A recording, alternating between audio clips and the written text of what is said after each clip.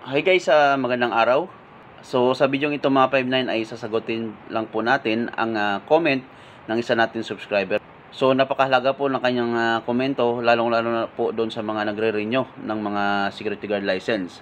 So mahalaga po na malaman po ninyo ito para maging aware po kayo at hindi po kayo maloko. Okay? So ang comment niya mga 59, legit po ba na binigyan ako ng SBR nang nagpalakad ng aking license tapos wala pang license, tapos yung SBR ay walang tatak or approved galing sa land bank. Okay? So ganito yun mga 59, no? Dalawa po kasi ang SBR natin na makukuha kapag tayo ay nagpaayos ng ating license.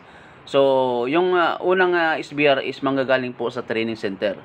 Then yung pangalawang SBR is manggagaling po mismo sa SOSYA sa land bank, kung saan po tayo nagbabayad ng ating security guard license card kapag tayo ay magpa-captured. Okay? So, kapag captured po ang inyong transaction mga 59 ay makikita po ninyo yan kasi kayo po mismo ang mababayad ng inyong license card. So, ang resibo po na manggagaling doon sa land bank, yun yung SBR, no? Na legit. Ang ibig sabihin ng SBR mga 59 is special bank receipt. So, yun po ang legit. Yung galing mismo sa land bank na SOSYA na pinagbayaran po natin para po sa license card po natin. So, pwede nyo pong itabi po ninyo yon para just in case naman wala po ang inyong security guard license, ay meron po kayong pansamantalang magagamit. Kasi ino-honor po yon ng SOSYA pansamantala yung SBR. Okay?